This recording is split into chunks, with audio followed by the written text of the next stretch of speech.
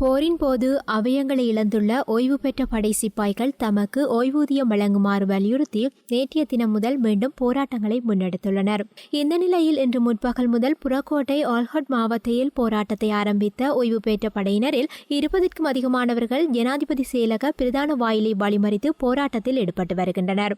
ஸ்ரீலங்கா ஜனாதிபதி மைத்ரிபால சிறிசேனவை சந்திக்க அனுமதிக்குமாறு கோரிய இந்த முற்றுகை போராட்டத்தில் ஓய்வு பெற்ற படையினர் ஈடுபட்டுள்ளனர்.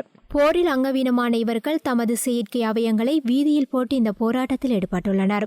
இதனால் இவர்களை அகற்ற முடியாது ஜனாதிபதி பாதுகாப்பு படையினர் பெரும் குழப்பத்தில் உள்ளனர். போரில் அவயங்களை இழந்த படையினரை பலத்தை பிரயோகித்து அகற்ற நடவடிக்கை எடுத்தால் அது ஜனாதிபதிக்கும் அரசாங்கத்திற்கும் எதிராக சிங்கள மக்கள் மத்தியில் கடும் எதிர்ப்படைகளை தோற்றுவித்துவிடும் என்பதால் ஜனாதிபதி பாதுகாப்பு படையினர் முன்னாள் படையினர் விடயத்தில் எந்த நடவடிக்கையும் எடுக்காது வேடிக்கை பார்த்துக் கொண்டிருப்பதாக எமது செய்தியாளர் தெரிவிக்கின்றார். எவ்வாறாயினும் வேறு எவரும் இவ்வாறான போராட்டங்களை நடத்தியிருந்தால் அவர்கள் மீது உச்சபட்ச படைப்பலம் பிரயோகிக்கப்பட்டு அகற்றப்பட்டிருப்பார்கள். குறிப்பாக ஜனாதிபதி செயலகம் அமைந்துள்ள பிரதேசத்திற்குள் நுழைவதற்கே ஆர்ப்பாட்டக்காரர்களுக்கு அனுமதி மறுக்கப்பட்டு வருவது வழமை என்பதும் இங்கு குறிப்பிடத்தக்கது.